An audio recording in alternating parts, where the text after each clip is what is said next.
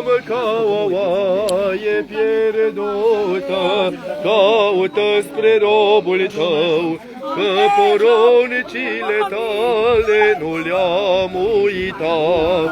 Bine ești cuvânta, Doamne, învață-ne pe noi îndreptările tale.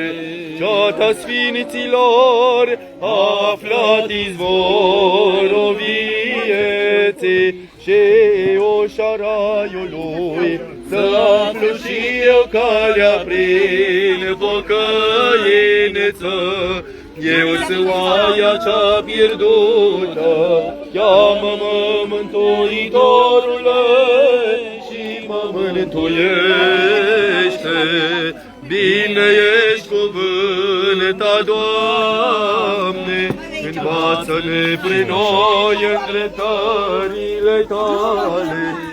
Odinește, Dumnezeule, pe robul tău și-l așează în rai, unde cetele sfinților și drepții ca luminători strălucesc.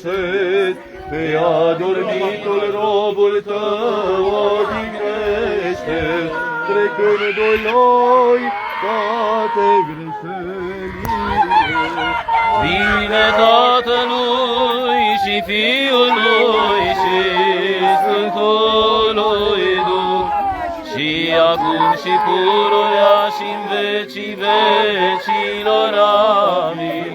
Bucură-te, curată, ceea ce-ai născut pe Dumnezeu cu trup, spre mântuirea tuturor. neamul omenesc, Aflat mântuire prin tine, și noi să aflăm raiul născătoare de Dumnezeu curată și binecuvântată.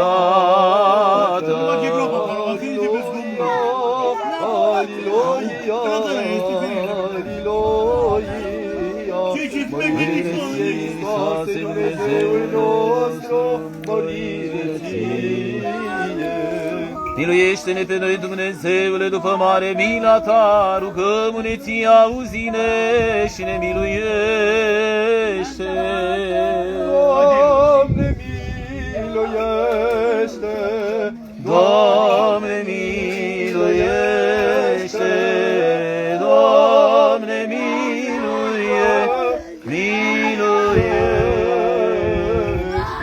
Încă ne rugăm pentru odihna sufletului adormitului robului lui Dumnezeu Andrei și pentru ca să-i se ierte lui toată greșeala cea de voie și cea fără de voie, ca Domnul Dumnezeu să așeze sufletul lui acolo unde drepții se odihnesc, mila lui Dumnezeu, împărăția cerurilor și iertarea păcatelor lui. De la Hristos, împăratul nostru cel fără de moarte, să cerem Domnului să ne rugăm.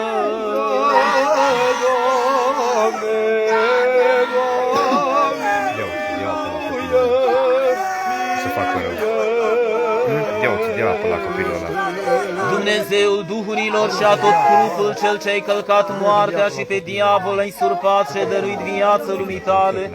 Însuți, Doamne, odihnește sufletul adormitului robului Tău Andrei, în locul cel luminat și de odihnă, acolo unde a fugit toată durerea, întristarea și suspinul, și orice greșeală a săvârșit el în această viață, cu cuvântul, cu fapta sau cu gândul, ca un Dumnezeu bun și iubitor de oameni, iartă-i lui. Că nu este om care să fie viu și să nu greșească, numai Tu singur ești fără de păcat. Dreptatea Ta este dreptate în veac și cuvântul Tău este adevărul. Că Tu ești învierea și viața și odihna adormitului robului Tău Andrei, Hristoase, Dumnezeul nostru. Și Ție slavă înălțăm împreună și Părintelui Tău, celui fără de început, și Preasfântului și Bunului și de viață Făcătorului Tău Duh, acum și pururea și în vecii vecilor. Amin.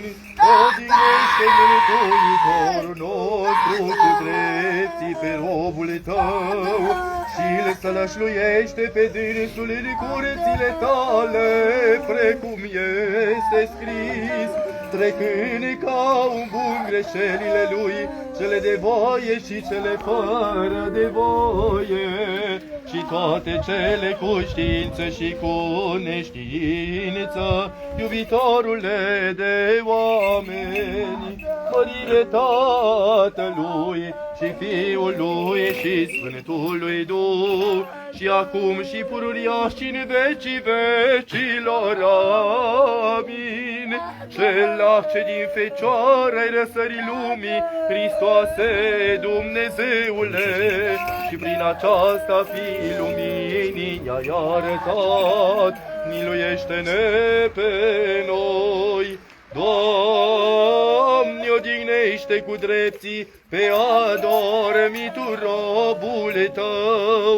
Nu este sfânt precum Tu, Doamne, Dumnezeul meu, care ai înălțat fruntea credincioșilor Tăi, bunule, și ne-ai întărit pe noi pe piatra mărturisirii Tale. Cu adevărat deșertăciune sunt toate, și viața aceasta este umbră și vis, că în deșert se tulbură tot pământeanul, precum zice Scriptura,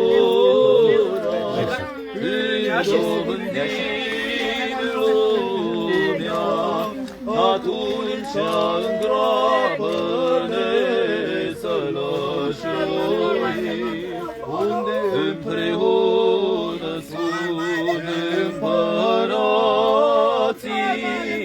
și săracii. Pentru aceasta, Hristoase, Dumnezeule, pe robul Tău acesta mutat de la noi, odihnește ca un iubitor de oameni. Doamne, odihnește cu drepții pe adormitul robul Tău, marea vieții văzând-o înălțându-se de viporul ispitelor, la limanul Tău cel din alergând strică de Tine. Poate înțelepciune viața mea, mult Miluiește-ne pe noi, Dumnezeule, după mare mila Ta, rugăm-ne Ție, auzi-ne și ne miluiește. Doamne, miluiește, Doamne, miluiește, Doamne, miluiește. Încă ne rugăm pentru odihna sufletului adormitului robului lui Dumnezeu Andrei și pentru ca să-i se ierte lui toată greșeala cea de voie și cea fără de voie, ca Domnul Dumnezeu să așeze sufletul lui acolo unde drepții se odihnesc. Mila lui Dumnezeu, împărăția cerurilor și iertarea păcatelor lui. De la Hristos, împăratul nostru, cel fără de moarte, să cerem Domnului să ne rugăm. Doamne, Doamne, miluiește-ne! Că Tu ești învierea și viața și odihna adormitului robului Tău Andrei, Hristoase, Dumnezeul nostru, Ție slavă înălțăm împreună și Părintelui Tău celui fără de început și Preasfântului și Bunului și de viață Făcătorului Tău Duh, acum și pururea și în vecii vecilor. Amin. cu sfinții odihnește, Hristoase, sufletul robului Tău, unde nu este durere, nici întristare, nici tospinare,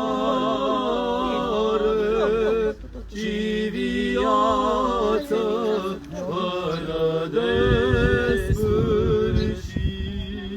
Tu singur ești fără de moarte, Cel ce-ai făcut și ai zidit pe om, iar noi, pământenii, din pământ suntem zidiți și în același pământ vom merge, precum ai poruncit, Cel ce ne-ai zidit și ai zis, pământ ești și în pământ vei merge, unde toți pământenii merg cu trupul, făcând tânguire de îngropare cu cântarea, Aliluia, Aliluia, Aliluia.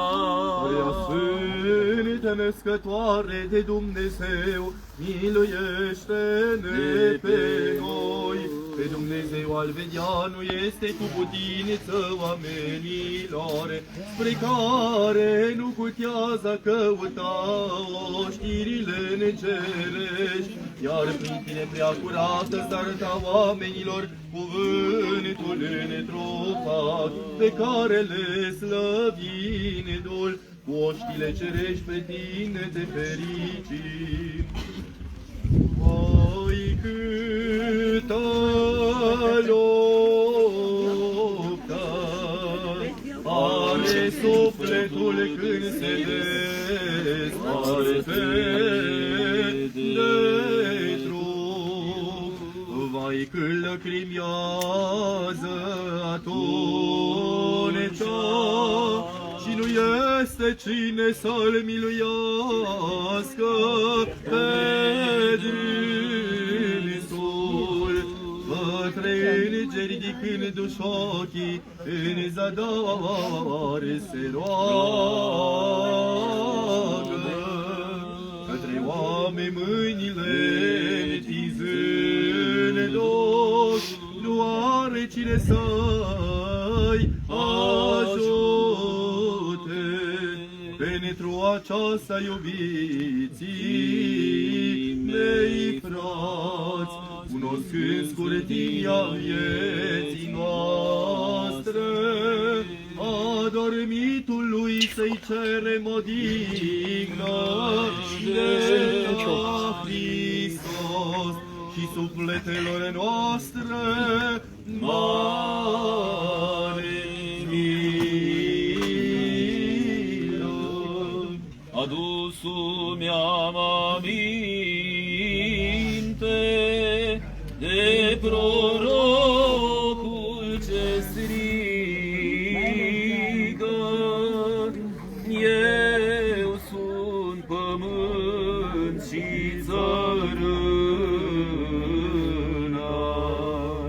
și iarăși m-am uitat în morminte